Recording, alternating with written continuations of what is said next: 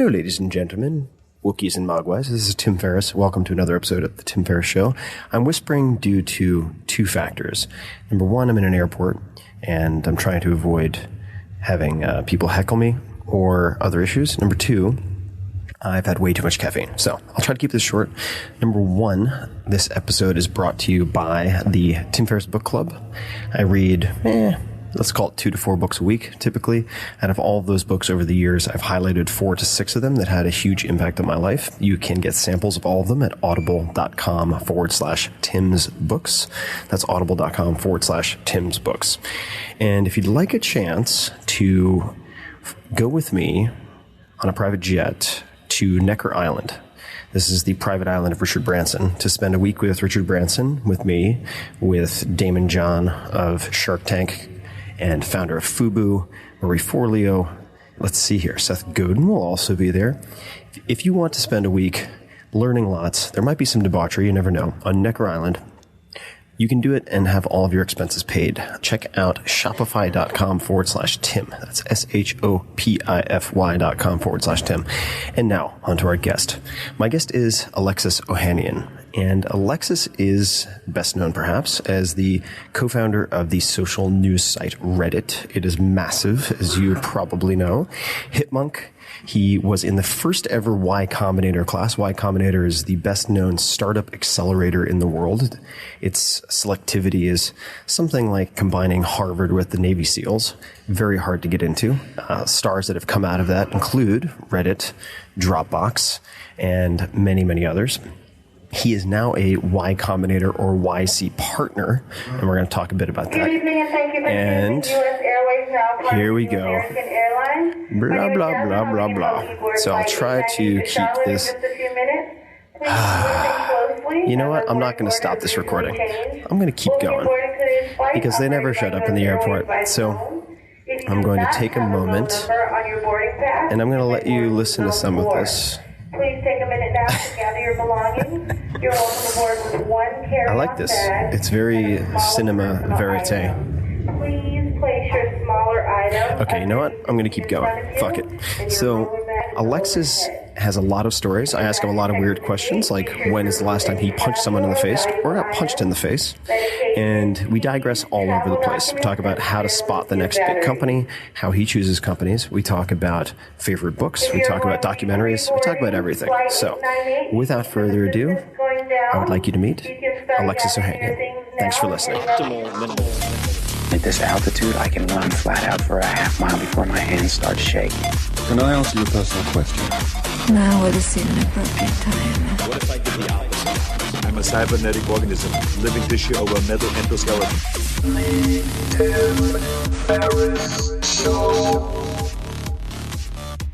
Hello, ladies and gentlemen. This is Tim Ferriss. Welcome to another episode of The Tim Ferriss Show. Thank you for listening. This episode, we have a spectacular, charming, and altogether handsome guest named Alexis Ohanian. How are you, buddy? It's good to have you on. I'm doing really well. Yeah. Doing very well. Very happy to be here. Thank you, Tim. Of course. And you are in NYC at the moment? I should be, but I'm actually in Los Angeles. Ah, what are you doing in Los Angeles? I'm cheating on Brooklyn. Don't tell her. Catching up with some friends. My grandpa lives here. Mm-hmm. He is 92 years young, and want to spend a little time with him and then doing some press stuff. Got it. Love it. Like this. Well, hopefully this will be the highlight of your LA trip. Oh yes. Well, it's a shame. It's a shame we're doing this remotely, though. Yeah. But, well, we can. It makes me feel taller when I'm not standing next to you, or even seated next to you. You have a very majestic torso. It makes me feel healthier not having to sit next to you. This morning, seriously, I was like, I'm gonna do some push-ups this morning. Nope. No. Went for some coffee instead. Didn't happen. Well, wait. Real talk. Yeah. This is totally random, but you said I could ask you questions. Yeah. Is there anything you've learned since 4 Hour Body that if you were to do like the addendum or like the quick update, because I'm, forever a human guinea pig, when it comes down to it, have you learned anything particularly new that you would add for readers of 4 Hour Body they should be doing physically in order to be as efficiently healthy as possible?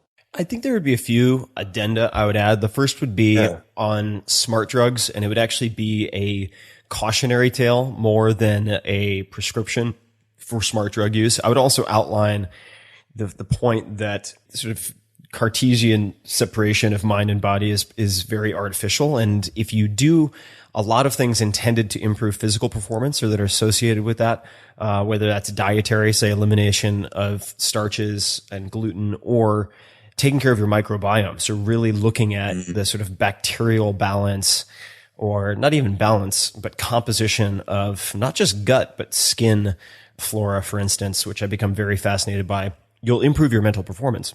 And related to that, I would probably delve into different types of fasting, which I skim the surface of, as well as a couple of other sort of fringe topics that I've become very, very fascinated by. So it's funny you should mention that. I'm actually thinking of doing an updated version of the 4-Hour Body with case studies, as well as a few additional chapters on areas that I think are worth exploring. But right on. I think, as a side note, that push-ups are very, very underrated. I think that if you were to just take a few variations of the plank push-ups in different ranges of motion, and you had a, say, 3 to 4 foot dowel that you could put across 2 chairs so that you could lay on your back and do basically reverse rows, like body weight rows. That's all you need, along with, say, pistols or split squats to stay in fantastic shape when you're on the road. You really don't need anything else. Really? I could get cut up? I think so. Well, getting cut up has more to do with diet. Yeah, I'd say you add muscle in the gym, you lose fat in the kitchen, or when you choose what you eat. So that's definitely a major piece of the puzzle. But so one of the things I've been trying, and it's still early, and I don't know if I'm ready to start promoting this, but it's the waffle diet. I can see a large market for that. Yeah, and I tell you, man, I haven't quite seen the results I've been looking for, but it makes me happy every time I do it. There's a twinge of remorse. It's the happiness diet. But yeah. I like this. You could sell a book. I'll take you. I'll shop you. I'll shop your waffle diet. I will gladly take a portion of that. So for those people who may not be familiar with your background, the first thing I'm going to say is Google is your friend. And we've spent time together before. I would really like to explore certain aspects of you and your experience and your projects that perhaps haven't been covered before. Because, of course, you have sort of the early days of Reddit, hipmunk, publishing, being part of the first class of Y Combinator, now being a partner at Y Combinator, the huge bus tour, I guess it was 200 events for Without Your Permission, your book, internet activism for SOPA, PIPA, net neutrality, etc. The list goes on and on and on, including 100 plus startups or so that you've invested in, including at least the very partial list, obviously, Secret, Instacart, Coinbase, Zenefits, Teespring, etc. A lot of those areas have been covered in many fantastic interviews and articles, and I don't want to replicate those, but I would like to dig into how you operate and some of what has allowed you or helped you to do what you've done. And so the first question I'd love to ask you is one I often ask, but that is when you think of the word successful, who's the first person that comes to mind? Oh, wow. This one, all right, so this is something that it has changed and has evolved over the years. Mm-hmm. You know, at a baseline, this is so cheesy. At a baseline, though, I think of my own parents, mm-hmm. for whom success was measured primarily by having a happy, loving, awesome family. Mm-hmm. And I'm the product of all of that hard work and love and all that great stuff that made me who I am. And when I think about it as a businessman, frankly, I think of people like Oprah and Jay-Z, mm-hmm. because if you consider this spectrum of let's just say a business success, mm-hmm. You've got to look at where you start on the spectrum and where you're at on the spectrum when you sort of finish. And obviously they're not finished, but you know where they've arrived at this point. And you know, simply because of a life lottery ticket, my starting point on that spectrum was a lot further along than Jay's and Oprah's for all kinds of, you know, systemic reasons, frankly, beyond any of our controls. And that doesn't make my success any less cool. I'm very happy with it. But when I look at the entire scope of it, I have to be in awe and be like, holy shit, like that's next level success. And then when I think of philanthropy, I mean, you got to think of folks like Gates and Buffett, for just being able to say that they're going to take this tremendous amount of wealth and in their life, especially Gates, become so active about finding brilliant ways to use it to make the world suck less. So it's a spectrum of it. But those are the people who I really look to and think like, if only, like that is a place to strive toward for me. If we were looking at the opposite end of the spectrum, what are some of the things that you fear? And those don't have to be internal insecurities; they could be externalities. But I mean, what are the things that you're afraid of currently? I don't want to get too morbid, but I am afraid of my own mortality. I mean, I guess everyone is. Who am I kidding? Everyone is. This is not a unique thing. I guess my perspective on it has always been that the way I thought about it, even as a little kid, was when you're playing back when video games used to be hard, you would have like a finite number of lives. And when you're on your last life, it would say 0 lives remaining or lives remaining 0, some variant of that. And when you're on your last life in video games, again, when they used to be hard, you played your best because you just realized there was nothing left. Obviously, this is just like life, notwithstanding reincarnation. And I had a bunch of events happen to me pretty early in my 20s that really imbued this perspective on me. And I know how fortunate I am to be living the life I'm living, and I'm so grateful for it. And I just want to do as much stuff as possible while I can, and while I have my facilities and while I can do stuff. So I'm only half kidding. I'm not eating a waffle diet. But like I'm 31 now, man, and I'm thinking about things like my health, and I'm thinking about how I can be more effective with the time that I have, and well-being is a huge part of it. So that's a very long answer of me just being afraid to be mortal. But get me that matrix, man. I need my singularity so I can upload. Well, I think that actually relates to the next question, and that is a question of filtering and selection. So you said doing a ton of stuff, right? But you're at a point, and many people let's reach a point where they have a paradox of choice with a menu of options they could not possibly exhaust, even if they lived for 300 years of different things they could do. And you've invested in a lot of startups. We'll get to the startup specific discussion a little bit later, but how do you choose what to say no to? And what are some of the ways that you've learned to say no, as opposed to be like, oh, sorry, I just don't have bandwidth right now, like maybe in 3 months. And what you really mean is no, but then they follow up in 3 months and it just snowballs into this chaotic mess. Well, how do you choose what to say no to currently? And are there any ways that you've found more effective than others to say no? Tim, I was hoping you would tell me this. I don't know. I was actually just thinking about this morning. One of the things working with early stage companies again that was so heartwarming was I remembered back when Steve and I were starting Reddit, and like no one knew who we were. No one cared. Like I woke up every morning and I didn't have a bunch of stuff on my calendar. I didn't have a bunch of people who wanted to get coffee. It was just like I was desperate for anyone to want to talk to me or hear about Reddit. And I mean, it's a gift and a curse. Obviously, I'm in a really fortunate position where my inbox has this problem. But yeah, you're right. Like I'm still struggling. You know why it was a 200 event bus tour? It should not have been 200 events in 5 months. That is crazy. But it was because I just kept saying yes to everything.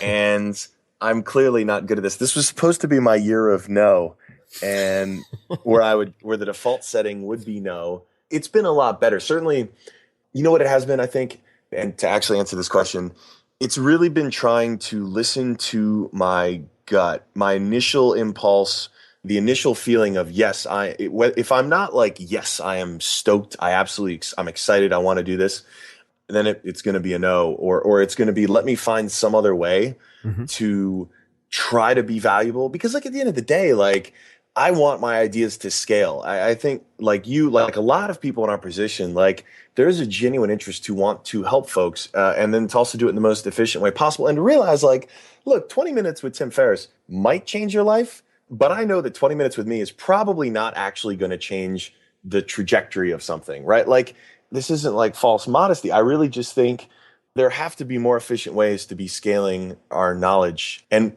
I haven't gotten really good at figuring them out yet. But I'm always imploring folks to hopefully find in themselves, to just sort of realize that it doesn't really come down to one particular person. It doesn't necessarily have to start or end with one particular door that gets opened from an email, because there are so many possibilities and so many opportunities. And I don't know, man. I need your help with this, Tim. Well, I think just a couple of points there. So the first would be, I don't think 50 minutes with me will change most people's lives either. It's a hell of a lot of responsibility to feel if somebody believes that. So you have to disabuse people of that notion, I think.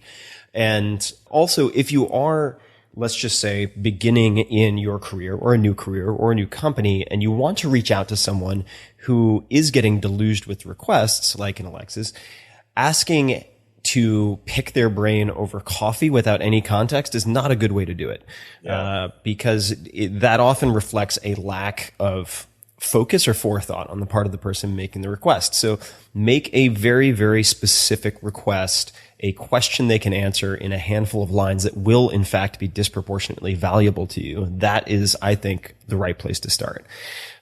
Even more so if you do it in a forum where they can answer one to many, like a blog post. Yes. Preach, right? man. Because you are more likely to answer that and take the time to give a substantial answer. The second point I was going to maybe refine really is my question. Since you deal with so many startups and you have to be selective, let's just say when you were angel investing, and you may still be angel investing, we'll get to that. When you say no to a company, how do you say no? Because you've had to do this. You can't just string along hundreds of companies. It'll disallow you from doing anything else. How do you typically say no? What's the language that you use? I mean, I've started a couple companies now. It is basically the language I would want to hear. Obviously, the no isn't the part I want to hear, but everything else is what I would want to hear if I were a founder. So it's upfront, I'm passing, and here's why. In a few sentences, if I can fairly concretely say what it was, right? Like I don't think you have enough traction yet. I mean, the growth numbers that I'm looking for are going to be like double digit week over week or month over month. Like it doesn't seem like the data doesn't show that you guys have found product market fit, and or maybe I wouldn't even say product market fit because I feel like that's a buzzword bingo game, but to really as concretely and concisely as possible explain like, this is why I'm passing and I'm sorry. And I do mean this with all sincerity. I really look forward to you proving me wrong. And I really do wish you all the best, because I had people who I didn't name him in the book, but I mentioned the story, like an executive at Yahoo who basically brought me and Steve in, this is early in Reddit, and told us we were a rounding error because our traffic was so small. We were a rounding error compared to Yahoo. And he was like, what are you even doing here? And we're like, you invited us. Like you brought us here What a dick. to ridicule us? Yeah. And so like that, and to that guy's credit, he's provided me with so much motivation. Like he has fueled, I put your rounding error on our wall in the Reddit office after that meeting, just as like this wall of negative reinforcement for me. And so that ended up being kind of valuable for me and helpful. And I still am grateful to this day that he was such a dick because it was so motivating.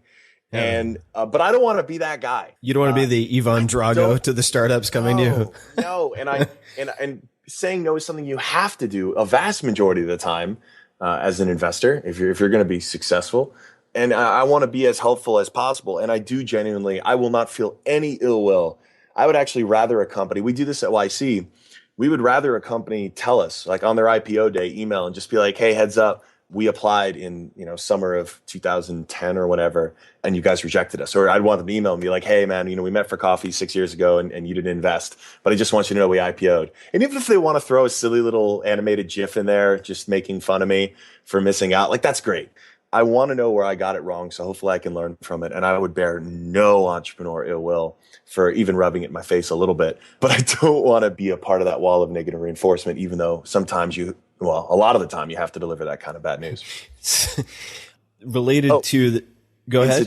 Incidentally, you made that Ivan Drago reference. For viewers who can't see me, I guess no one can because it's audio. If you've never seen me before, I look just like Ivan Drago down to the like the 9-pack or 10-pack. I guess it's only an even number. Yeah, you have an odd number. 12 just pack. No, because it was Soviet. Just one up at your sternum. It's a 9-pack in Soviet Russia. Yeah, perfect.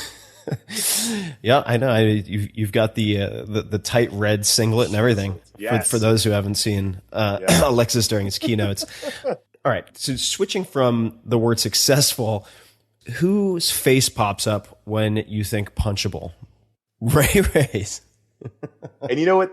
Here's the thing, though. And this is something I feel like in tech, in this little bubble, there aren't enough sports people who are paying attention to this.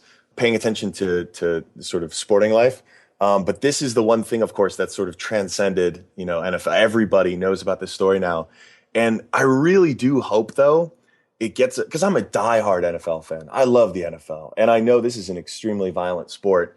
But what the league has done, I don't want to get all political on this, but what the league has done to cover this up is appalling. And I really hope some good comes out of this, because, it's offensive. And Ray Rice is the guy I punch in the face, now that you mention it. What kind of punch? I'm curious, because you've got a different build. I mean, you'd have to think it through a little.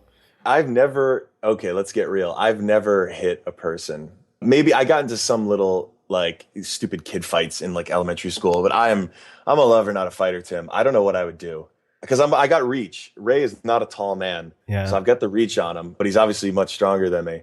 So a cross. Here's what's sad too. I was named after a boxer. So I'm named after Alexis Arguello, my dad was really into boxing in the 80s, and he was this Nicaraguan fighter, 3 different titles. Like, he was a baller, good mustache too. And I am the exact opposite of my namesake in terms of fighting prowess. But what do you think? I think elbows. Use elbows. If you haven't punched many people, you'll probably break your hand. Ray has a thick skull and a big neck, so I'd say elbows. Have you been punched since high school? When is the last time you were punched in the face? Oh man, this was it's the only time I've been punched in the face since then, and that was walking down 16th and Mission at 4 p.m, and some random homeless guy punched me in the face. Wow, just no warning. Yeah, we were just walking. He was going one direction, I was going the other direction on the sidewalk, and he's kind of muttering to himself, and he just kind of slugged me, and I looked at him. And he kept walking by, and I was like, why the hell did you do that? And he just looked at me and was like, and I was like, all right, well. Kept moving. Yeah, I'm not going to get an answer. So. Well, maybe boxing's in your future. If you took that and didn't flinch and just asked him why he did it, that bodes well for your burgeoning boxing career. I mean, I'm not, and I am a tall guy. So I was just surprised why are you going to pick a fight with me, man? But it wasn't, I mean, let's be clear. It was, and I'm not like, it wasn't nothing. I mean, it was a haymaker. It was a wild, really throwing out the boxing references here. It was a wild kind of punch. It caught me in the cheek, but that Ivan Drago training obviously paid off, so it didn't hurt me too bad. So it stung. I mean, it stung. This is good to know. Yeah, all right. I won't be throwing any undirected haymakers your way at trade shows or anything. Now that I know you won't go down. The switching gears completely. If you had the opportunity to give, let's just call them entrepreneurs. That doesn't mean venture backed necessarily. Mm-hmm. Truth. 18, 20 years old. You could give them 2 or 3 books or resources. What would those, and only 2 or 3, what would you give them? Wow. Okay.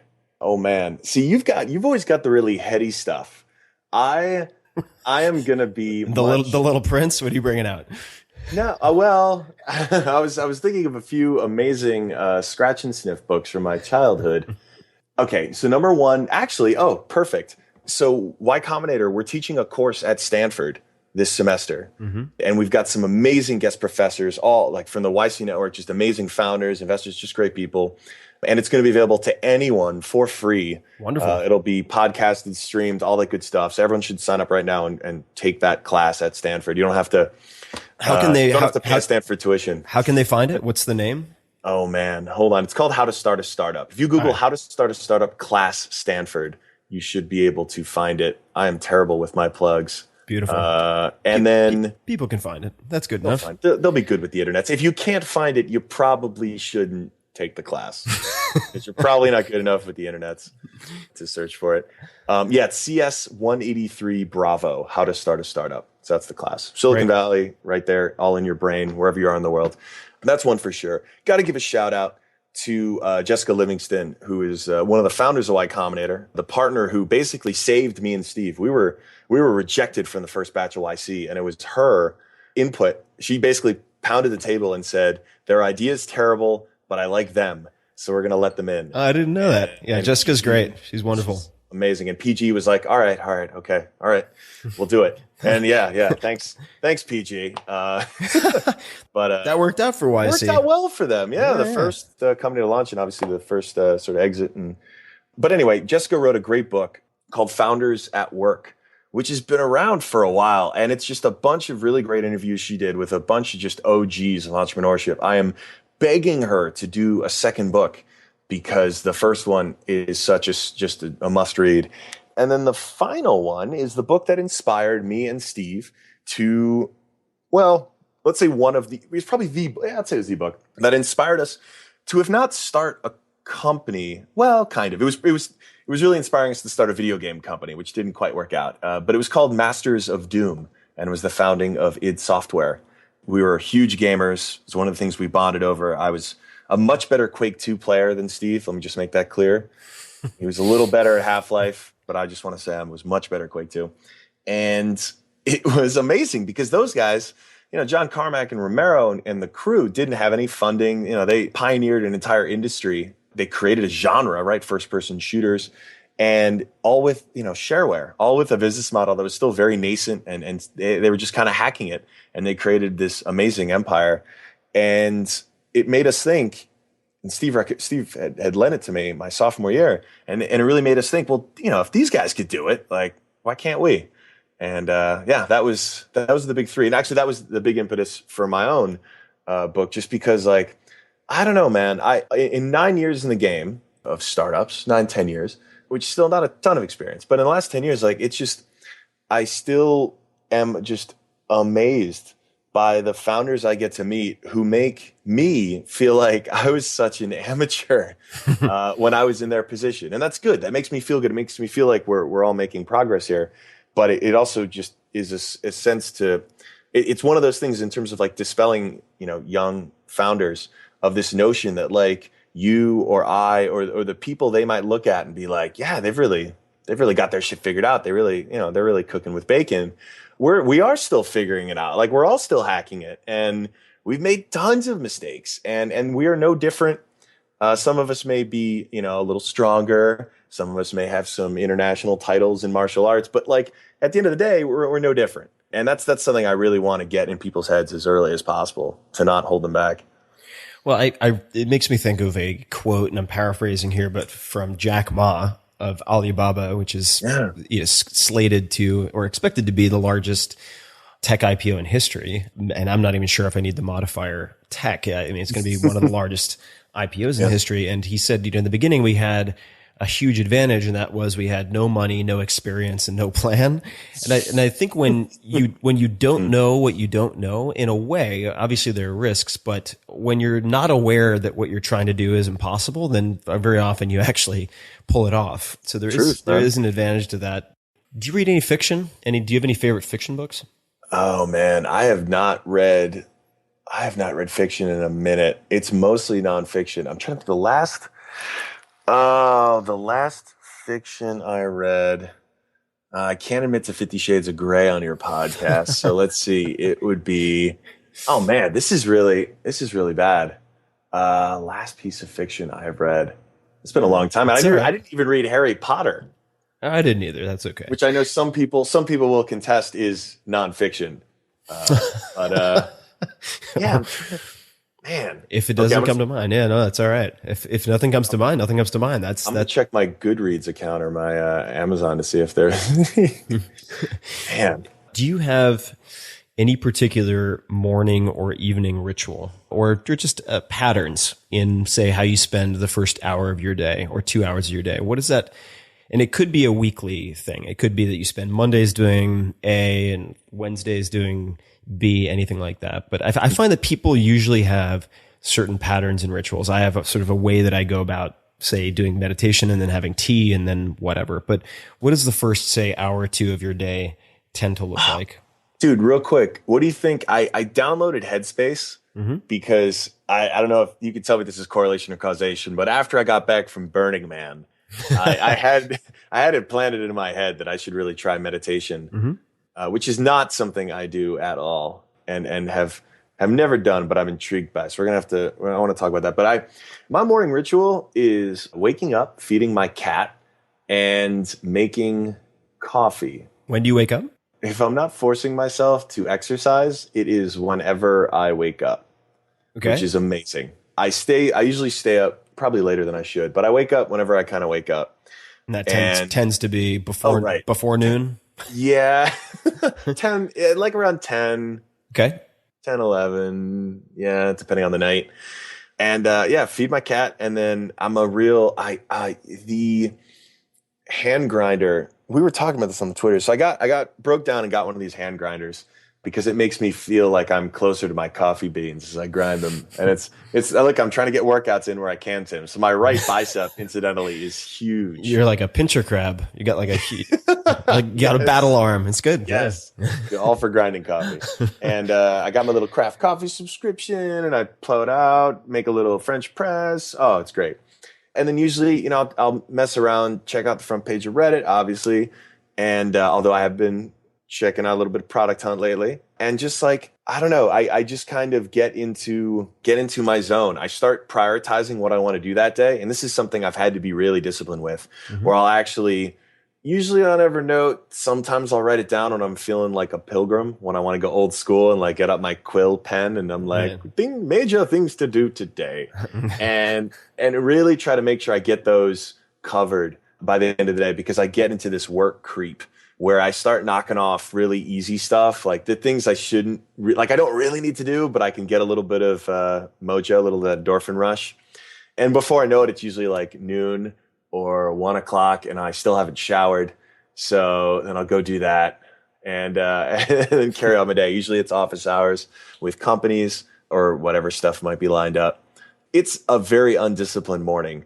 And my evenings are, this is why I need more Tim Ferriss in my life, man. Should I be meditating in the evening or should I be doing it in the morning? Here's my take on that. My take on meditation is that the less you feel you can afford the time to meditate, the more you need to meditate. So I had Russell Simmons say to me once, he said, if you don't feel like you have 30 minutes to meditate, you need 3 hours to meditate. So you strike me as a pretty zenned out, calm guy, which means you may need meditation or benefit. The delta in improvement might be less than for someone who's hardwired to be sort of neurotic and super tightly wound like I am. But I find that meditating first thing in the morning, before almost anything, and then ideally again mid to late afternoon is the ideal split. But realistically, if I set it up so that the pass fail requires me to meditate twice a day to pass, then I'll just quit altogether, like a lot of things. And I think you want to make it easy to win the game in the beginning. So for me, I meditate 5 to 20 minutes almost every morning. And I find that to be the ideal spacing. I think Headspace is great. I think Calm.com also is a competitor to Headspace, is also fantastic. Okay. I meditate without guided meditation and typically approach it from a transcendental meditation standpoint, although I'm very interested in Vipassana. So tm.org for people who want to check it out. I think it's very valuable, but I do suspect that the more tightly wound you are, the less you feel you can afford taking 10 to 30 minutes to meditate, the more you actually need it. Very. So, you know, if you're sort of rolling with your Buddha nature and like admiring the irises of your cat while it's chowing on its fancy feast. Wait, did you just call me fat because of my Buddha nature? No, I'm talking about, very proud of that. I'm talking about like collegiate sports Buddha when he was doing the pole vault, very svelte, similar look. Not a lot of people know about that. Yeah, it's not written about a lot, but,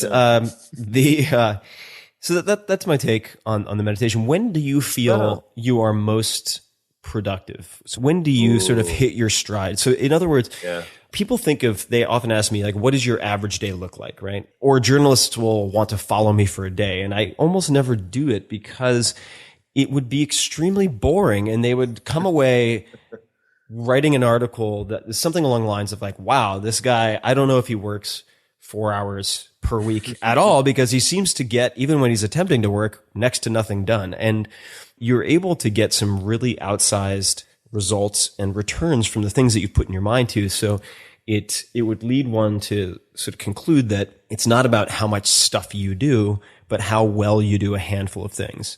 And so my question to you is like, what is the most kind of professionally valuable time in your day? Like when you're sort of hitting your stride. Yeah. What are those hours? And you know that feeling. I love that feeling, man. It is such a drug. There's what's the flow. They've written books on this stuff.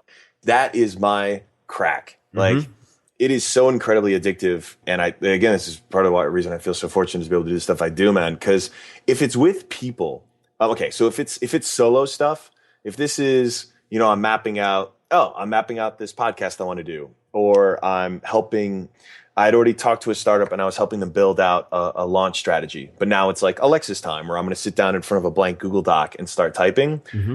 When I don't need to interact with other human beings, my go time is once the sun sets. I've always felt like basically like the internet kind of calms down, so my distractions are fewer. Right. And more people are asleep, so I don't think about checking the inbox and falling into that trap. And all the way, pretty much once the sun sets, all into the like wee hours of 1, 2 in the morning. This is now harder to do because I have a girlfriend, of course, who apparently doesn't love the idea that I might spend, say a Saturday night sitting in front of a computer from 7 p.m. until 2 in the morning. But this is life, and it's the balancing. And but that's definitely when I get the solo time going. And I'll tell you though, I tend to stagger office hours, whether it's with YC companies or portfolio companies, every say 20, 30 minutes in the late afternoon, because I feel like, about what time I get up in the morning. So morning's pretty much done. And there is this stride that I will find myself getting into because I'm just enough of an extrovert that it's like, all right, lunch is behind. Like everyone's got their second coffee in them or what have you. And it's just a good time to be talking through startup problems, having these kinds of office hours with companies. But again, like you, it's really not interesting. And I'd feel really bad for someone who had to watch that for an entire day, because it's just, it's such a, I don't know, to your point, like you could sit there, whether it's me alone in front of a computer for 5 hours or going through like 5 hours of office hour sessions. There are a few moments where, holy shit, we hit on something and there's something great here. And there's a way to turn this into something special. And that was a valuable use of the time. But it's not like there was any clear indication of, that was the instance it was going to happen. It just happens. I wish I could just push a button and have great shit come out on demand. Don't we all? Right? But you just don't know. So those office hours, how do you schedule office hours currently? So thanks to amazing software that engineers at YC, actually originally Paul Graham built, basically any portfolio company can come in and request office hours with any one of the partners. And so we as partners schedule blocks of time. So we just block off whatever, 4 hour, 5 hour chunks in a day or whatever, 1 hour chunks in a day when we're available for office hours, just like, back at college. And startups can slot in to take those times and either show up and do kind of like an assembly line. It's not that soulless, but do that kind of setup. It's not literally on an assembly line at a cafe or at a YC or over Skype. I've got notes ahead of time based on, previous meetings we've had, and they've got their latest sort of issues and stuff that help me prepare. And we just get to it and start talking about whatever they're working on. Do you prefer to batch, let's just say pre-YC or outside of YC, Y Combinator for people who may not be keeping track?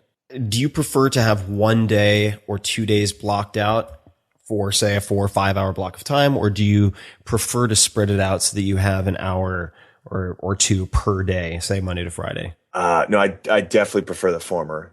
I think when it involves people, it's much better for me to just get it all in one burst, in one 4 or 5 hour chunk.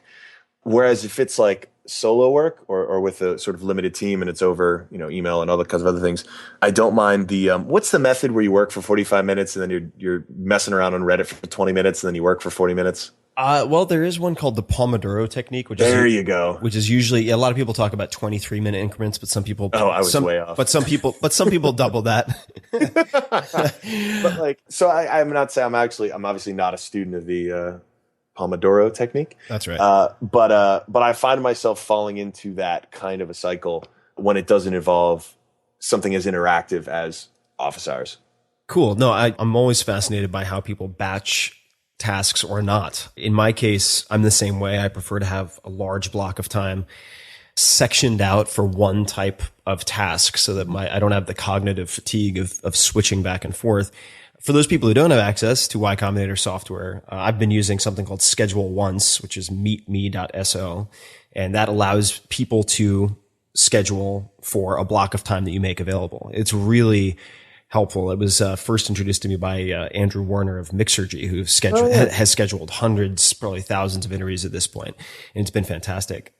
When you meet with these startups, is there any agenda? Do you ask for anything in advance? Are there particular types of questions that you routinely ask them? How do you make those sessions most productive, I guess, is the overlying question. I like to come into the meeting with a sense of how, like a general sense of how the company is doing. So things like growth, things like, if at all possible, like the big looming, every founder there's a million things that they could be working on. But what is the big focus for the coming week? What are the one or two big things that you're considering, worried about, wondering? And then also just even notes from our previous meeting. And fortunately, that's sort of built into the software. Other times I'll just hack it with Evernote just for my own sort of sanity, just to kind of keep up and have a sense of things. But I find more often than not, office hours are less about me saying, aha, here it is. This is what you shall do. And more about me asking questions and being skeptical and giving them feedback that they may not hear just because, right, you're obsessing over a company, you're obsessing over solving a problem. You have this kind of tunnel vision, and it helps to have someone just to gut check you and make sure that you're asking yourself the questions you may not be thinking of simply because you're so intently focused. And a lot of it comes down to just basically holding up a mirror at the right time and being like, are you really focused on getting users like you say you are? Or have you been doing the exact same thing for the last 3 weeks and haven't actually adapted it to the fact that it hasn't improved conversion? The founders that I see succeeding down the road, and you could go back, and I've been lucky enough, right? I was in the first batch of YC with Steve. So I remember when Drew Houston was the founder of Dropbox, was the guy who he came to some of our open events and he was working on this SAT prep software, which was just a dead end startup. And I remember the Airbnb guys when they showed up and we all thought, oh, this is really cool. Hope it works out. We weren't thinking, oh, right, in 5 years, they'll be, have more rooms than Hilton. But I've seen so many of these companies now get started, and the founders who tend to do well are overwhelmingly the ones who during office hours don't just take feedback and they push back, right? Every founder has to be determined and stubborn, right? She has to think that she's going to win, that we just have to delude ourselves.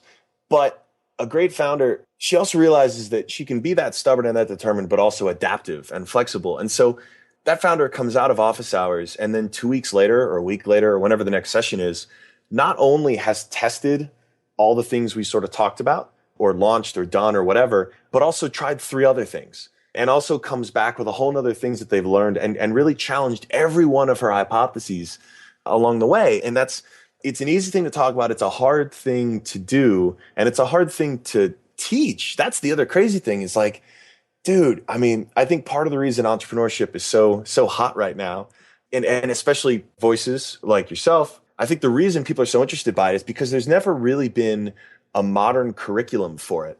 You can read the old case studies and all the MBA nonsense, but there are a lot of people right now who are hacking it as entrepreneurs, and there isn't a lot of a blueprint for it. And if you've grown up pretty much anywhere, I think in the country, you probably didn't get exposed to this kind of curriculum in schooling because a lot of it's still being written right now. A lot of it can't even be written because we're still writing it.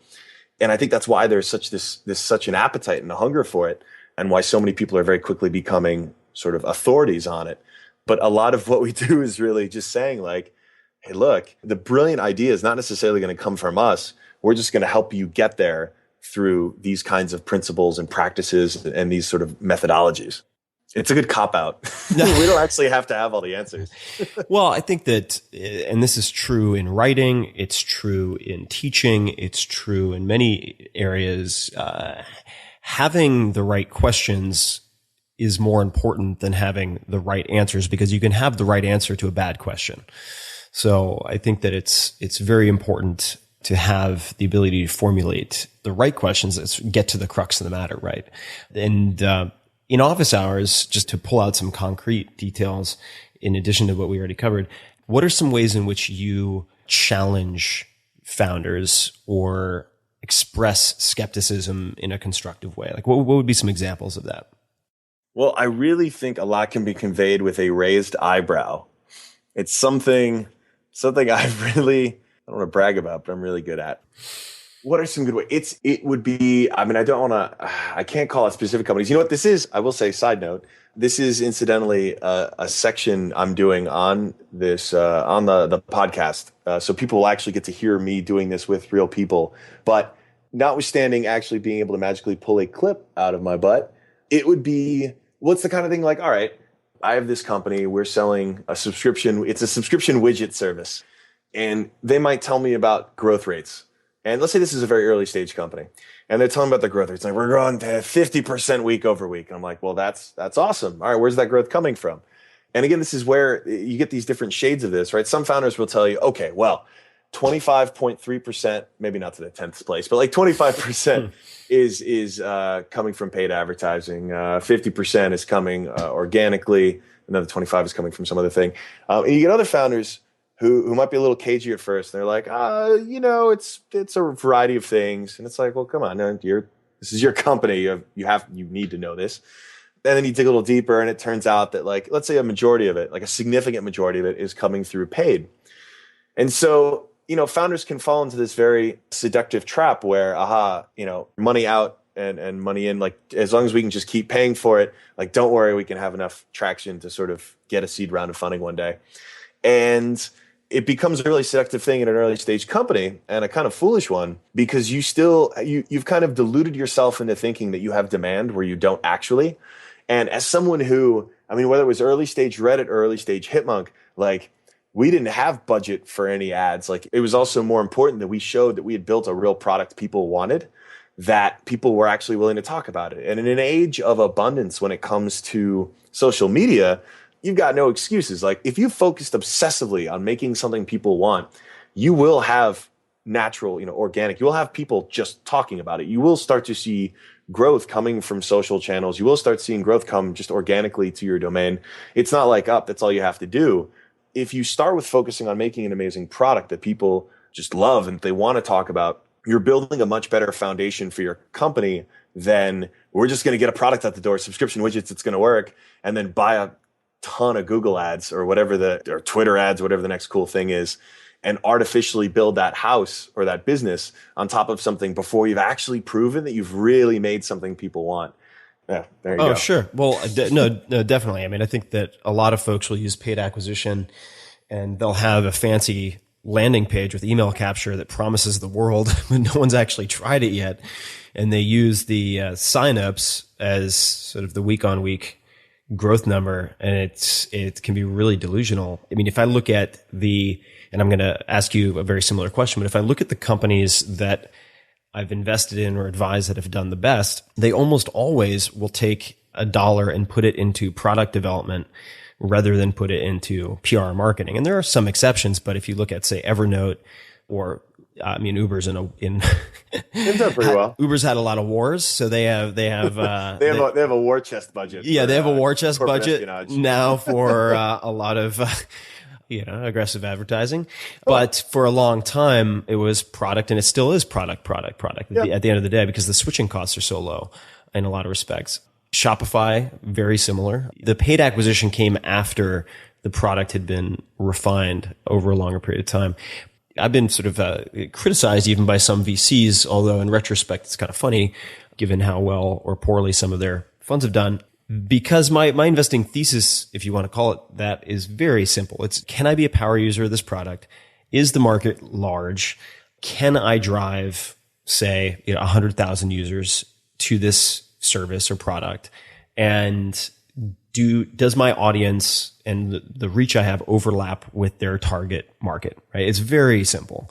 And for the most part, that's sort of how I've approached it. And when I've deviated from that and tried to invest in some cutting edge biotech company that's going to have to contend with things that I don't understand very well, like FDA approvals and phase trials and whatever, that's usually when I get kicked in the balls really hard. Can the Tim Ferriss Army not help with FDA approval?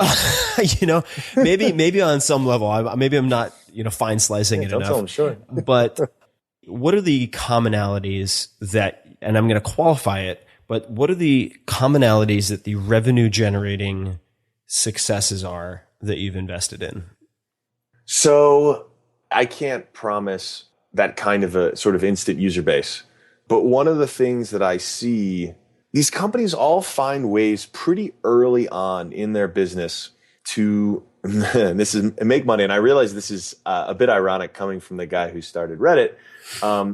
But hey, look, we learned this lesson with Hipmunk because we made money on day zero. And that was important because we learned how much stronger of a position you're in if you actually make revenue from the first day. Mm-hmm. And they knew pretty clearly what their goal was, like how they were going to be making money. And we see this, I think about this now, I've pretty much hung up the investor. Now it's all, I'm not wearing my Y Combinator outfit, but I still have my YC tattoo. And so I don't actually have a YC tattoo. And I think about it as I'm sitting there in the interview room for Y Combinator, I'm thinking, all right, if this company has already not just shown traction, right? There's not only just signups, there's not only just users coming back every day, they've actually got people paying money for this thing and really have an understanding of this market. I guess that's the thing I like. They are seeing something that everyone else hasn't quite gotten yet. And it's something that personally resonates with me.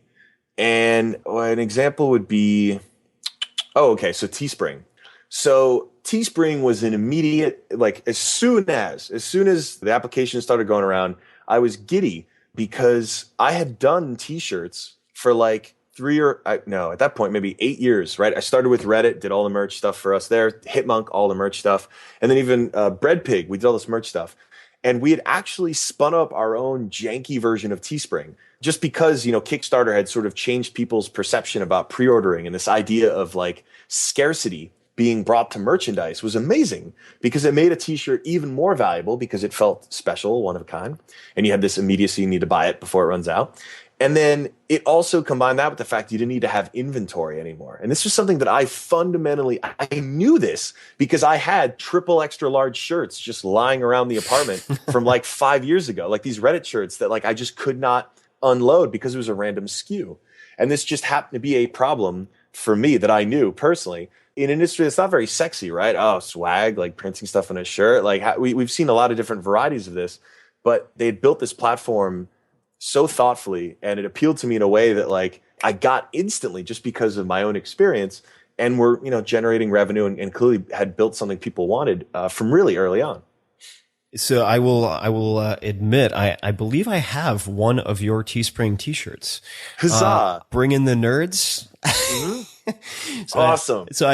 Those guys are really impressive. I've spent on a few occasions some time with the Teespring guys. Very impressive team. Dude, Tim, when are we going to get, have you not run a Teespring campaign? I haven't yet. Brother, dude. I know. What's it going to take? I got to get on it. Well, I've been thinking about it a lot. So that is pending. I've been, not to take this into the I'm going to buy your shirt. Mark my words right now, everyone, as my witness.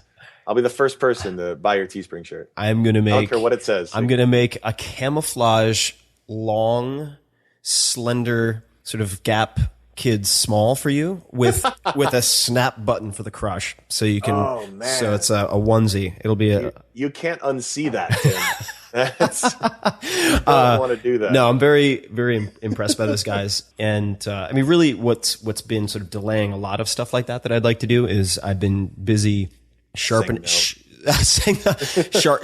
saw as it relates to my own blog, mailing list, redesigning mobile / responsive versions for the site. Just basically getting all of the architecture and armature ready for a bunch of big things that I want to do so that the net, so to speak, for conversion is much tighter mesh. See, and that's why, dude, Tim, I don't know when that switch got flipped for you, but you were such a maven for that. Like, when did that happen? It was very, that's a good question. You were ahead of the game, and you were not in Y Combinator, so I can't take credit for that. Well, you can take credit for it anyway. But I think it really hit me in very late 2006, early 2007, when I started experimenting on WordPress and started the blog, and pretty much immediately saw the possibilities, even if I lacked the technical training and expertise. So I don't have a computer science background, but I remember something very early on that influenced me. And I'm pretty sure it was Robert Scoble, who was very helpful in the early days and continues to be a friend. But he said to me, good content is the best SEO. And I had been so preoccupied with search engine optimization and tags and metadata and all of this stuff that I've realized is extremely trivial compared to putting out good content that other influencers are happy, in fact, eager to share with their audiences. And once the blog started to take on, and it was hideous in the beginning. It was so ugly. People can search, first blog Tim Ferriss and find this hideous, like fluorescent blue and yellow monstrosity that I put together. But over time, just have continued to create a back catalog of evergreen content that doesn't really expire in terms of relevancy. So I now have 550 some odd live posts, the vast majority of which still receive a ton of traffic. So I think that was really the starting point for figuring out how to use content as an Archimedes lever to attract very specific types of audience. So for instance, I'll sometimes write posts that I know will only appeal to maybe 10,000 of the 1.5 to 2 million monthly readers that I have. And I'll do that specifically as a honeypot, basically, to attract expertise that I want to have contact with. So I might write about some weird aspect of like derivatives finance, or I'll put up a tweet or a post about someone in the hedge fund world that I find very interesting, like Seth Klarman, for instance, or Renaissance Technologies, or any of these guys. And I'll see who responds or who reaches out to me. And I'll use the comments as a way to develop my thinking around that subject, which allows me then to write something later that will appeal to 1 million people about a fringe subject area that not many people know about. That's good. Yeah. So it's been pretty fascinating. But yeah, Teespring, I'm looking forward to doing a bunch of stuff with. Here's a, question I've been dying to ask you, which is related to questions.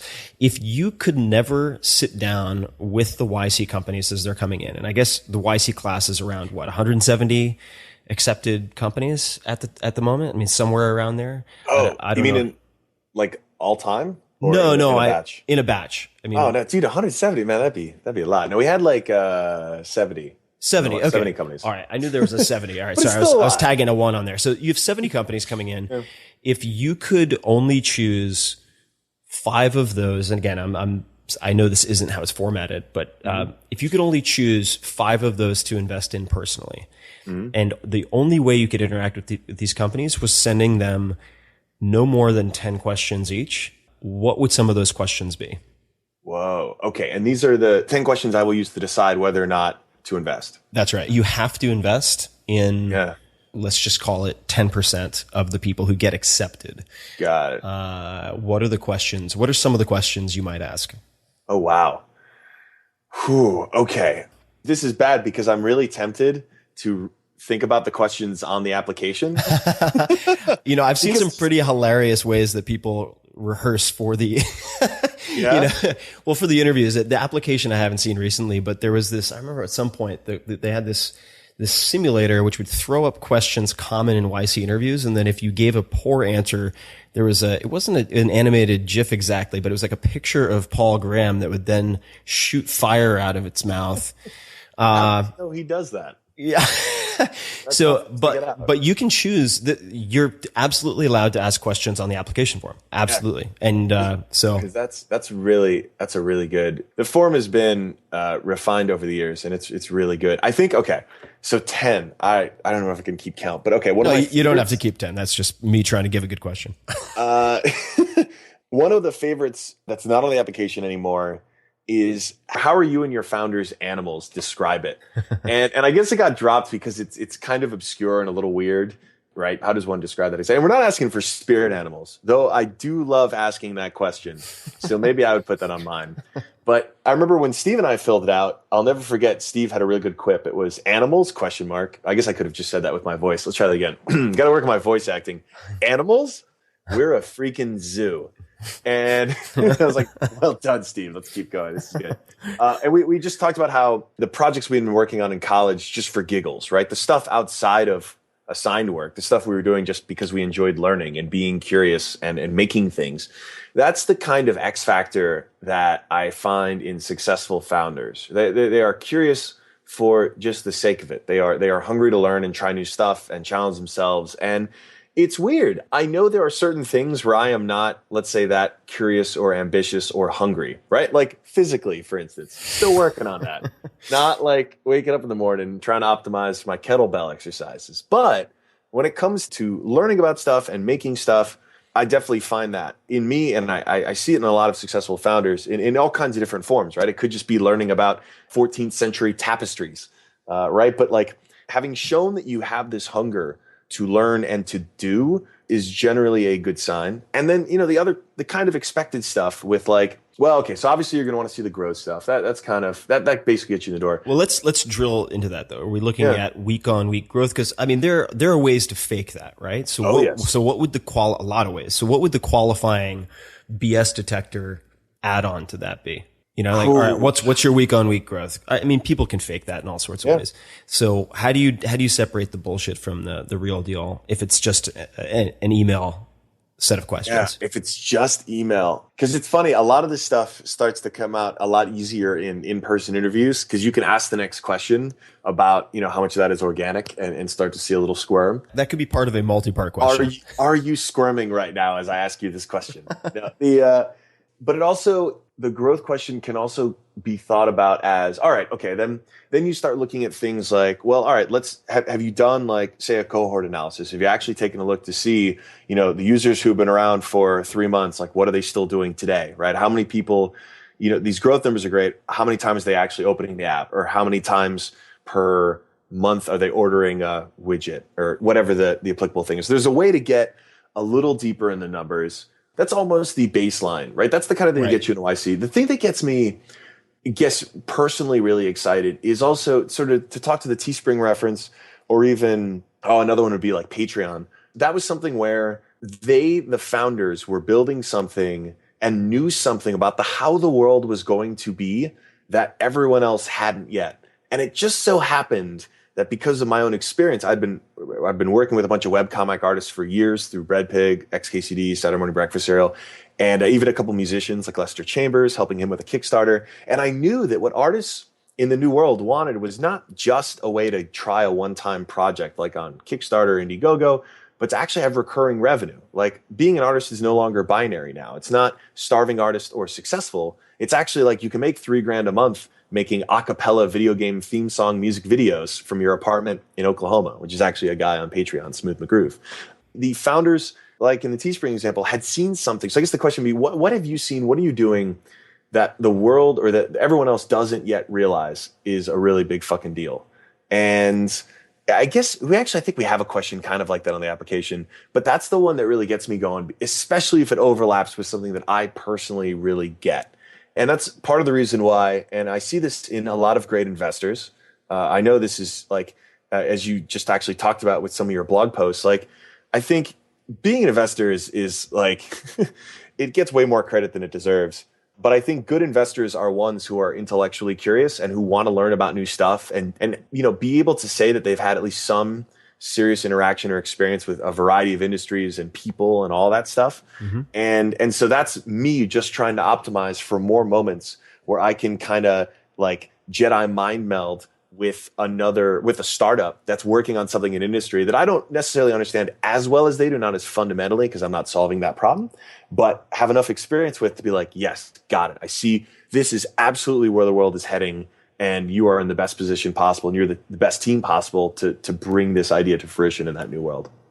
No, that makes perfect sense. You think it's also a close cousin of Peter Thiel's, what do you believe that other people don't believe, or what commonly held truth do you believe to be false? That type of stuff. Mr. Contrarian over there. Mr. Contrarian. Oh, yeah. He's a smart cookie, very good investor. What other questions would you ask? Again, keeping in mind that you're not going to be able to sit there and watch him squirm for an hour, but this is cold HAL 2000, or was that the name of the computer? You just questions in an email. 2000. It would be, you know what I do ask? This is one that I love asking. So it's HAL 9000. I Googled that. I did not know Damn that. It. All right. Sorry. No, that's all right. Sorry, Dave. So I really, really, really love building brands that people love. I know that gets really eye-rolly where it's like, oh, right, building brands. Like, I don't know, it's a new flavor of Pepsi. Yeah, it's this new brand. Like, but But what's so cool now, and you're a great example of this, like because of all these tools we have to interact with people in real time at scale, it is possible to build these experiences, build relationships between your users or your fans or whatever on a much smaller budget in a way that we just never seen before. And a lot of what I think carried Reddit and hipmunk was that, Steve and I, in the product that we built and the way that we engaged with our users, really obsessed over creating an experience that we thought was special, that made people go like, whoa, made them laugh sometimes because we have like jokes in the error messages, that kind of thing. And I asked people for an example of something that they've done. What have you built into your product? Give me an example of something you built into your product or your service that you're especially proud of, that is one of these touch points for someone to like, to just go, wow, or feel this sense of like, whoa, like we're still using robots at the end of the day, right? We're still using a computer that is soulless, or an iPhone that may look nice, but is devoid of soul. And if you can inject this life into your software, into the copy or into the whatever, you can connect with people in a way. I mean, people still fucking tweet about error messages on hipmunk. And it's an error message. Like, why are they doing that? Because it gave them a moment of levity while they were doing something that they expected to be pretty boring, like searching for a flight. And along with that, I asked for their best piece of feedback email from the last couple of weeks, or best feedback tweet, or like, I want to see that founders are responding to every feedback email. So this isn't a bad way to at least, they'll at least run back to their, even if they haven't, they'll at least run back to their inbox, be like, fuck, and go find something. But hopefully they'll respond immediately and say, oh, here's one we got last week. And it's some person effusively saying, oh, this is the greatest thing ever. And one startup even, oh man, they they sent me a voicemail.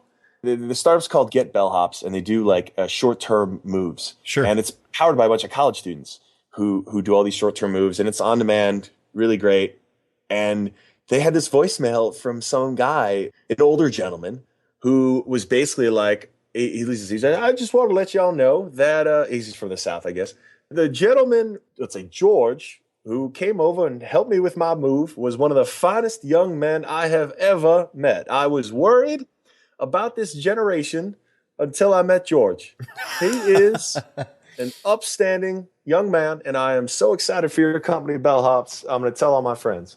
And click. So it was just like, and it was like, it's shit like that. I mean, the bar, founders have to realize the bar is set so low because most companies stopped giving a fuck so long ago. Too early. Yeah. Right.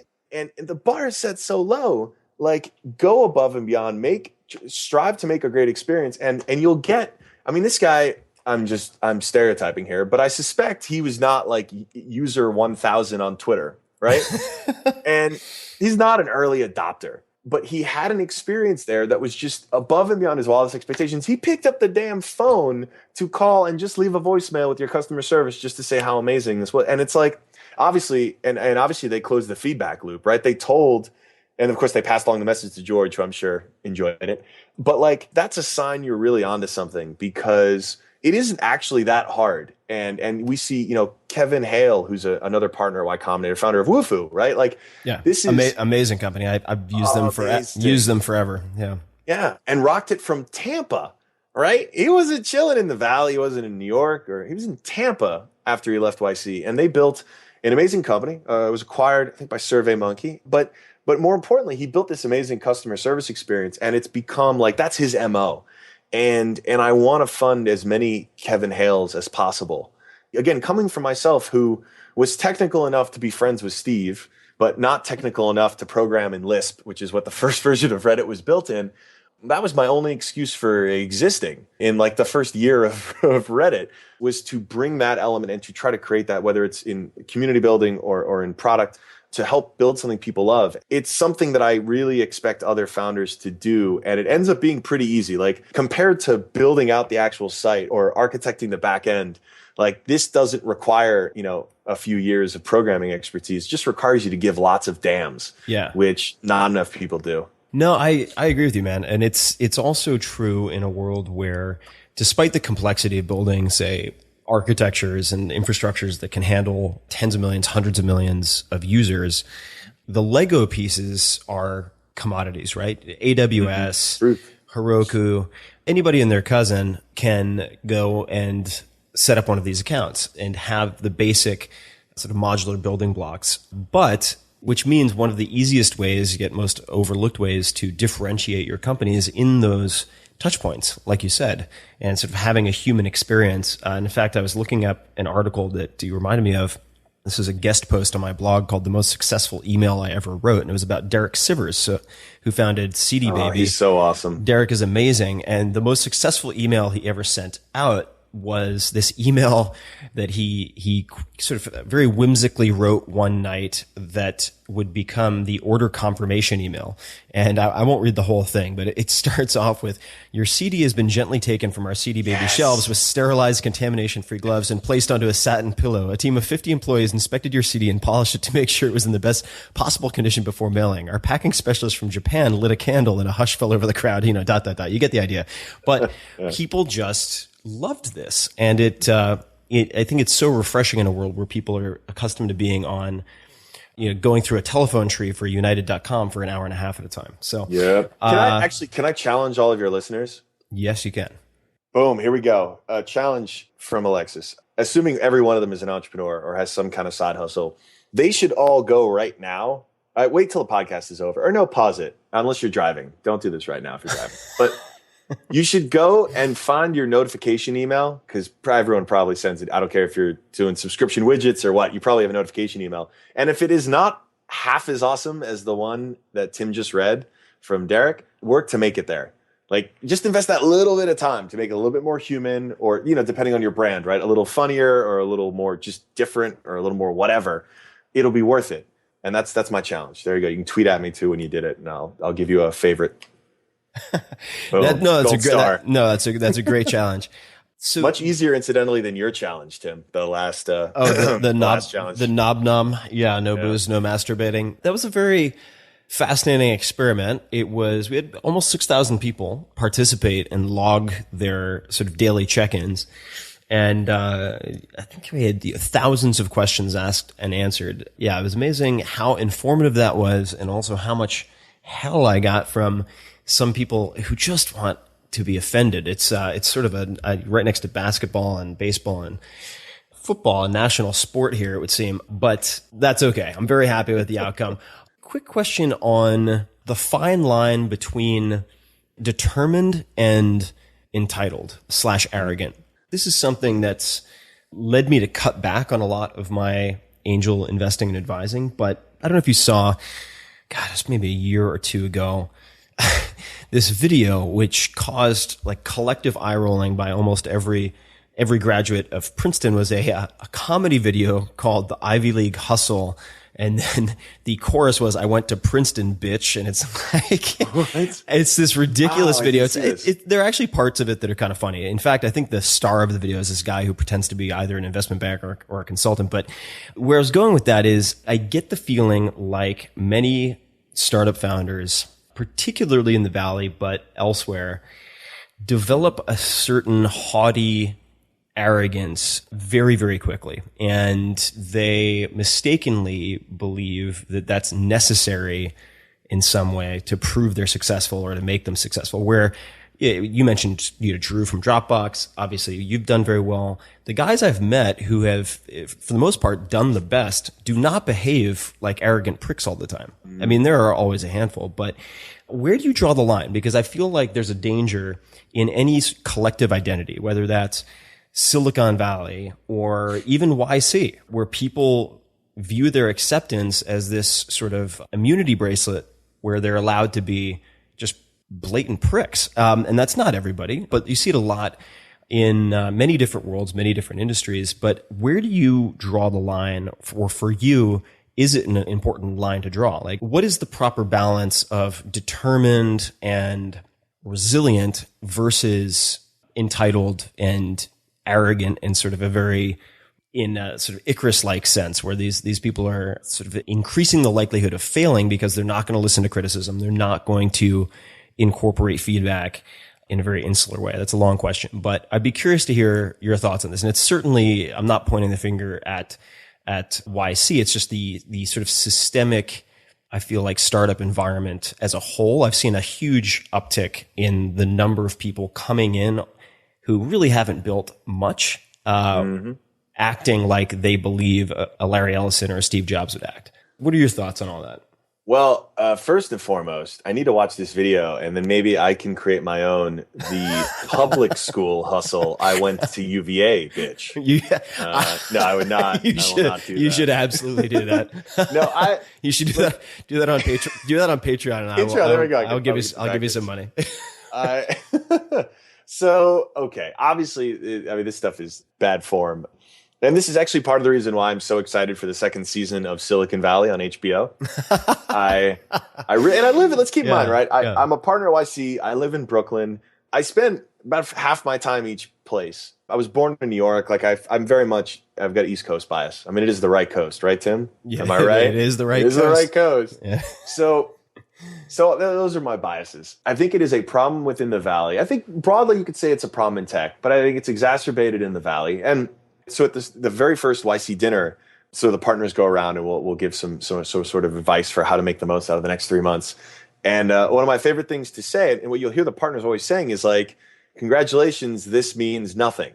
Like you have you still have a very long way to go to actually creating something. I think the challenge is it's twofold. It's one that we just as humans, no one's going to tell a story or write an article about a founder who is respectful and reasonable, right? We're going to think of the outliers. We're going to think of the assholes. And those are the ones that are going to get the attention. And that's not to say, that's just sort of a human nature thing. So that's part of the sample bias. Yeah, but, for sure. But it is still there, right? I've encountered it for sure. And I don't know the way to combat it other than to keep reminding people, if you haven't done shit yet, don't act like you have. Correlation is not equal causation when you see people like Jobs and Ellison. Yes, they had serious attitude problems. That is not why they were successful. Exactly. It's more like they were able to be successful in spite of the fact that they were douchebags. It's a frustrating thing because, I see this speaking really broadly for like the Valley and tech. In a matter of years, we, the nerds, we have been championed a lot. We've been lionized a lot. They made films about us. It has become kind of cool, right? It's the new band, right? To start a startup is having a band. And that's been great. And I'm happy because generally speaking, I want more people to be thinking of themselves as entrepreneurs. And I would love it if we had a world where teenagers and kids were like, man, it'd be really cool to like build a business or to use technology to make the world suck less one day. Like, that's great. That as a general thing is something that I like. Then though, we reached these new heights and the wax on our wings started to melt. That's right. And we've been seeing this backlash a good bit in the mainstream media, a good bit on the blogs and whatnot. And in the public, certainly in San Francisco. And again, I've seen this as an outsider, right? So I don't live in San Francisco, but I've obviously seen all this stuff. And I really hope it's a chance for tech, painting in really broad strokes here, to take a little bit more of a perspective on where we're at. And for all the people who are acting like they're already Steve Jobs, like, just stop. That's not going to help, please. And for all of us, like, let's find ways for tech to live up to the ideals we hope it can be. I really do believe in the power of this technology. I really do believe in the power of software and the internet. But it's going to take work for us to get it to where we want it to be. And acting like assholes is one way to definitely not do that. And more broadly, I want to see, and one of the reasons I work with a lot of the nonprofits I work with, and you and I are, of course, both on the advisory board of DonorsChoose.org. Great work. Mm-hmm. Amazing organization. And I ran a little tilt campaign. This was last year. We funded every single STEM classroom in Brooklyn on Donors Choose. So thank you to all of you who backed that and you helped me out with that. And like, it was a Prizio campaign. Sorry, Tilt guys. It was a Prizio campaign. But the point is, one of the reasons why I'm so interested and involved with these organizations is because I really do believe in this technology.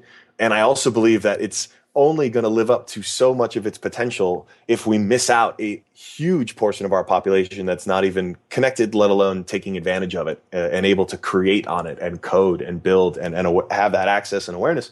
So, dude, it's a big thing. I know this just started with asshole founders, but my advice to them, seriously, for all of you who are listening, you haven't done shit yet. So just relax, okay? Don't act like that. You're not doing yourself any favors. And hopefully that's a bigger challenge to tech because it really can't. I mean, we had 2 nuclear energy companies. We had a handful of biotech companies in the last batch of YC, some amazing nonprofits, I mean, companies that are fighting cancer, like all kinds of, like a nonprofit, the Immunity Project, that wants to create an HIV vaccine, a vaccine for HIV. Like, it's amazing to me that this thing has grown to this point, because I remember 9 years ago when it was just like, like Paul and Jessica and Robert and Trevor in this little house, and just, we're all just trying to make our websites. And I want it to keep growing. And I want our industry more broadly to be able to solve some really amazing problems. But being assholes for our early stage companies is not a good way to do it. Well said. No, good answer. Which, just out of curiosity, you need a breather. Man, I got to get off my soapbox. No, that was good. That was good. You're good on the soapbox. I think you should spend as much time as you can there. It is not a load bearing soapbox. Yeah. So it's gotta work on your kettlebells. Start working on that. Yeah. No more waffle diet for you. They're so good though. So closely related to this, and then I'd love to talk about your new appointment at Y Combinator. Right. And I don't want to chew up your entire day here, so but when are startups too expensive? And I know this is a super tough question, but there seems to be a divide, at least in Silicon Valley right now. Actually, no, it's not. It's elsewhere too, because Fred Wilson has commented on this. He's not so much concerned with the valuations, but with the burn rates.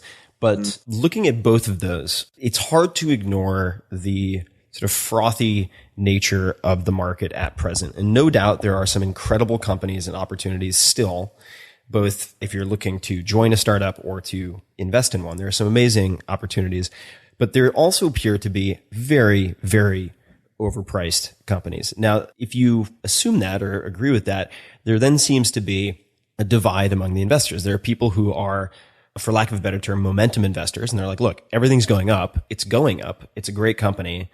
Even if it's expensive, even if you view it as expensive, it is still a company to invest in because it will be larger later. I'm sure that there are other ways they would justify it. And then there are others who say, I, for lack of a better term again, but more of a value investor. I'm looking at different assets, IP, revenue, et cetera. I can't justify these prices. Therefore, I'm going to opt out. Although there's a lot of FOMO and fear of missing out. So even those folks tend to jump on a lot of bandwagons. What is your feeling there in terms of almost like grade inflation, sort of price inflation? Things are, one could argue, quite expensive. When is a startup too expensive to invest in? So I can't really speak to grade inflation because I didn't go to an Ivy League school. But actually, you know what, though? I have to call myself out because although I went to UVA, I was a humanities major. Well, and by the way, UVA is not a bad school. So no, it's an amazing school. No, it's an amazing school. Amazing school. Very grateful for that. But it's funny. All of my friends were engineers, and I didn't like talking about grades with them because the engineering school is the land of deflation, right? That is where they go to crush souls. Right. Whereas history majors, and I also majored in business, it was like, the business was the best part because it was like, great, the five of you like colored in the lines, A's. But anyway, okay. So, obviously different investors have different sort of expectations, right? If it's an angel investor, let's assume you're playing with your own money. Okay. Oh, all right. Well, dude, if I'm playing with my own money, I'm making this bet partially because, okay, well, so it gets a little weird, right? I've definitely made bets that were partially just heart and weren't necessarily like, this is absolutely going to be a multi-billion-dollar company one day. Right. But even factoring that in, I wouldn't really care about the valuation because if I really do believe it's either a multi-billion-dollar company or some percentage of it is also just because I want this to exist in the world, right? I don't want to be sensitive, right? I don't think there are too many angel investors or early investors who got in at, I don't know what the early Uber rounds were, but there weren't many complaining if they missed out on the 4 versus the 9 or the 9 versus the 20 even, because it's, we all, as investors, we go around saying, of course, I only invest in companies I believe are going to be multi-billion-dollar companies. And if that's true, then you shouldn't really care. Right. And I do, however, wonder, it does seem like times are really good and capital is still really flush. And that has to, right, this whole business thing comes in cycles. That has to come at some point to an end. Mm-hmm. And I always do chafe a bit. It chafes me when I see startups really trying to optimize for valuation at the early stage. Yeah. Because you want to, this is your seed round. You just want to get back to doing the important shit. You want to get back to running your company and have enough money to go do that. Find the optimal way to get the amount of money you need to get to that Series A or to that next step, or maybe to not even needing a Series A, and get back to running your business. And if you start over optimizing for valuation or you start falling in love with the investing process, right? There are people who love, or the fundraising process. People love fundraising. Get to go out, talk shop, right? Maybe go out for dinner. Founders who get seduced by that end up failing. Yep. Yeah. And so, the investors that play into that are definitely creating a kind of culture that is not optimal for great companies. At what point do you think founders taking money off the table is a problem? When do they become misaligned with the interests of their employees and investors? So I've noticed a number of companies that shall not be named, companies that are doing very well, but people want to take, in some cases, millions of dollars off the table. And for those who are not familiar with this process, that means that they're founders who are selling some of their stock to investors and putting millions of dollars in their bank accounts before employees or investors see any return. When is that a problem? Because I'm seeing it earlier and earlier, and that worries me a bit. Yeah. Even at like the Series A level, I'm seeing founders are like, I'll only do it if each of us can take $1 million off the table. And I'm just like, that seems like a symptom of potential dysfunction and disaster, pending disaster. I don't know. But, maybe. It gets dicey, right? I certainly don't begrudge. It becomes, at the later stages, I really do think it starts aligning most everyone's interest. Again, so you have to control for assholes. Right. So you'd hope there are going to be some percentage of founders who will get that personal milestone checked off and it starts becoming a problem. Right. Hopefully investors identify that earlier. Hopefully those folks get to some extent managed, but that is not always going to be the case. But I tend to believe the majority of folks who will get to that point are not in that category, but I'm an optimistic guy. But I've seen it at an A round. Now that I think about it, I've seen it in some instances where I haven't begrudged it because it was, and you end up having to trust the founder. Like as an investor, I'm not going to be like, show me your financial records. But you have founders who have a ton of student loan debt. Right. They just want cleared. Or they have oftentimes there's like a family situation. Someone needs a lot of money. There's something, if in instances where there is an extenuating circumstance, that extenuating circumstance, I can't really begrudge them for that. But I do think there is a growing tendency now to see this happening just kind of because. And having that peace of mind, again, let's assume the slate gets cleared. It's not student loan debt. Let's say you have zero debt. If you're at that point as a founder, I think you are best aligned with your company because you value that equity you have. You want to grow this into an amazing thing. You're all on that same sort of level-ish with your employees, which is so important. Where it becomes a real problem is when founders are basically building companies to get to a Series A, to get a couple million in the bank, and then just kind of run their companies, I'm putting that in air quotes, for another few years just to see what happens. Right. That's a real problem. Yeah. And again, if you can sort of factor out the extenuating circumstances, I think that's where it starts to be really dicey. And when you start talking about later stage, I start caring a lot less because I tend to be very founder friendly. I think the investors that are going to win the long term realize that they have to be, but I think there are different ways of being founder friendly. Right. It's being founder friendly without sabotaging the company, right, and putting 50 people out of work in a year and a half. Exactly. Yeah. Now, I know this might be boring to a lot of people listening, but since I'm curious, how does a potential acquisition offer factor into this? So for instance, I've seen a number of companies who have had acquisition offers that have not consummated for any number of undisclosed reasons. Yeah. And they say that the pricing has been set by this acquisition offer, usually that has been turned down according to the founders. And therefore we want this, since we've turned down this acquisition offer, when we raise our Series A, we want to take millions of dollars off the table. Assuming other employees do not have an opportunity in some type of secondary offering at the same time, what is your opinion of that situation when it does not make sense? Yeah, we're getting really inside baseball, man. All right. So, I think, oh man. All right. So part of it definitely depends on who made the acquisition offer, right? If it's Clown Town Incorporated, I'm going to be like, I love those guys. Yeah. Clown Town, great portfolio. They're really building the future. It really depends on who it is. And so that becomes the first thing. We're like, all right, if this is just, oh, hey, look, people like us. It's certainly less leverage or less leverageable than, oh, hey, here is this is a legit company where it actually makes a lot of sense for that acquiring company. Like there's more leverage sort of implicit in the offer. Right. And it sort of validates the price and then thus validates the, hey, but look, we're going to grow a $1 billion company out of this. And so we just need to take some money off the table, et cetera, et cetera. Dude, it's case by case. I would say am I ambivalent about it? I'm struggling to decide how I feel. So it's a little, so I guess that sounds ambivalent. Yeah, it sounds pretty ambivalent. The fly in the ointment, or one of the flies in the ointment with this type of question, is that even a legitimate company, a larger company, it's not uncommon, let me rephrase this, for legitimate larger companies who could be acquirers to open a discussion about acquisition, to go on a fishing trip to look at the internals of how a smaller company works. And they may have no intention of actually going through with the acquisition. And in fact, this has happened to some of my companies, which sucks and it's fucking evil. Waste of fucking time. Yeah. But nonetheless, the fact of the matter is that company was never going to acquire. They were doing industrial espionage, basically, to determine, but these are large brand name companies, to see if they could replicate what was being done internally.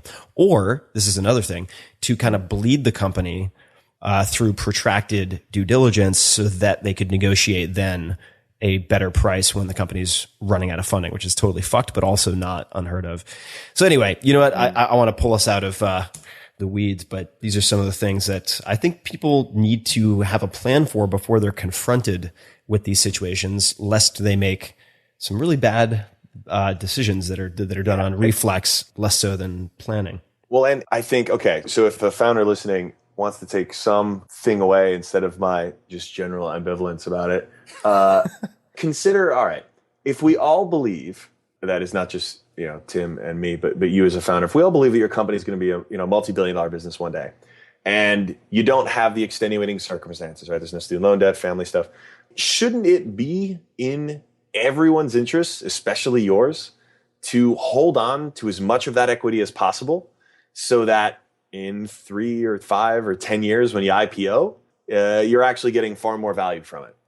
It's weird because we all kind of do this dance, right? We all kind of play this game as investors and founders and potential acquirers, and this all just, there's a lot of this other stuff, but like at the very, very core of it, if you believe in your business and if you believe it's going to change the fucking world, like you said at TechCrunch Disrupt or whatever thing event, right? If you really believe that stuff you said, then it's actually in your best interest to hold on to that and not cash out a bit early and keep putting everything you can, because, right, it has an effect on the rest of your company. And I always want to concede that I don't know how to run a company better than the founder does. I know that as an investor, but at the very least, have that be your starting point for when you go through that process. No, absolutely. And just to add to that, I would say it doesn't even need to necessarily be until IPO. It could be until the point where you can offer yes, right, everyone equitable options to your options, meaning opportunities to your early employees and potentially even early investors.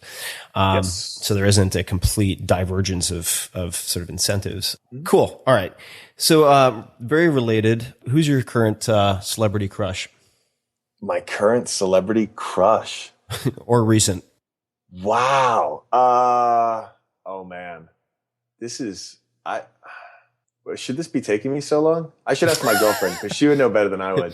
Nicolas Cage. I've heard you pining after the one true God, of course. Oh my goodness. Why? Hold on. This is bad. I don't know. You're not asexual, are you? I mean, you have. No, I mean, I have a girlfriend. I know. You'll have to ask her that question. Just messing with you. Not that there would be anything wrong with that. God forbid. I live in San Francisco. Yeah, let me think. What movie have I seen lately? I'm totally blanking. I did really appreciate the choreography in the Nicki Minaj Anaconda video. Oh, yeah. For whatever that's worth. So if Nicki Minaj were coming over for dinner, assuming your girlfriend didn't mind, what would you? Well, let's change that then. If she's coming over for dinner, I'll go with Beyonce, because then my girlfriend would totally be down with that. What would you cook Beyonce if she came over? Oh man. I can't cook, Tim. I mean, what cocktail would you purchase? For Dude, Beyonce. I could barely. I got a shaker and all that stuff, and I tried to make a Manhattan, and it just tasted like garbage, and so I just went back to drinking whiskey. So whiskey and waffles is what you're telling me. I can't. I don't even have a waffle iron, dude. I think that should be the name of your podcast, by the way. I could take her out. Whiskey and waffle. That becomes the theme. There's a good Thai place near me called Pak Pak, which is amazing. And those guys are famous. I have Pak Pak's cookbook literally about 10 feet away from me. Dude, I love Pak Pak, and it's weird because it's legit. Like, it's not pad Thai. I'm not an authority on Thai food, and the dude's white. So I know a lot of people are going to be really skeptical and be like, "Really?" But he actually does a really good job with it. It's good stuff. Wait, you're not gonna set me up with this Beyonce date? Well, I'm working on it. This is not the kind of thing. Help her out, man. I have to start returning her text messages. She's just like 3 a.m. They got kind of incessant. So to sort of bring this volume 1 of our discussion to a close, what are your current projects and where can people learn more about them? Because you have a lot to share. You have a ton of background, but why don't you give an overview of what you're currently focused on and what you'd like people to check out? All right. Well, I am a partner now at Y Combinator. I joined as a full-time partner last batch in June, and we have another batch coming up, and we're taking applications right now. So because I know every single one of you already signed up to listen to the Stanford class, we're going to be teaching how to start a startup. You should also go and apply at apply.ycombinator.com. And then we also accept nonprofits. By the way, we have some amazing WATSI, WATSI was an amazing nonprofit that went through the program. And we're willing and able to take applications for the next 27 days to apply. So apply to Y Combinator and let them know Alexis sent you. I don't actually think there's a section in the form for that, but that's not in the drop down for how did you hear about us? Yeah, how did you hear about this? What is optimize the funnel, man? Just to put a hard date on it, what is the deadline for the application? Deadline, because you all are going to wait until the last day is October 14th. So put your calendar, set your deadline for October 13th. I should have just told people the 13th. Yeah, it's October 13th. Get it in by October 13th. Tweet at me when you do so I can thank you for sending in that application. And then I'm also getting into this podcasting game, Tim, and starting up a little thing. It's called NYRD Radio. That's New York Research and Development, or NERD Radio. And it's just going to be, basically, it's an extension of the Without Their Permission book and tour, in that I want to talk to people who are doing really cool stuff using the internet to be entrepreneurial in weird, interesting ways. So not just founders of startups, but like comedians. My first guest is Baratunde Thurston. Oh, wonderful. Yeah, he's great. Amazing. And he runs a company called Cultivated Wit.